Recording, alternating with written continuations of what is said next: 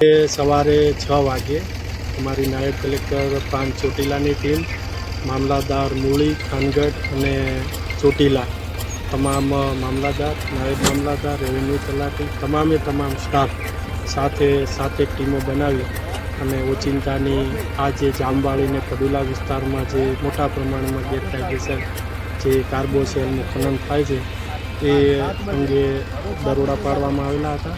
અને આ દરોડા દરમિયાન જે લાઈવ સવારે ચાલુ જ કર્યું ને અમે પહોંચી ગયેલા, એટલે મજૂર પણ અંદર હતા, એ મજૂર પણ કાઢ્યા અને મોટા પ્રમાણની અંદર લગભગ 150થી પણ વધુ એ કૂવા છે, ચરખી છે, એની જે મશીનરી આવે છે એ મળી આવી છે. સાથે જે પણ કોઈ ટ્રેક્ટરો છે, પછી જનરેટરો છે, આ તમામ જે એને કાર્બોસેલનું ગેરકાયદેસર ખનન કરવા માટે જે વપરાય છે એ મળી આવેલ છે. અત્યારે અમારી તમામ ટીમ છે, એ ટીમ છે આ તમામ જે જથ્થો છે એ મામલાદાર કચેરીએ લઈ જવા માટે તજવીજ હાથ ધરી છે. સાથે આ કેટલો જથ્થો છે અને કેટલા એ રૂપિયાનો જથ્થો છે એના માટે વેલ્યુએશનની પણ કામગીરી હાલ ચાલી રહી છે.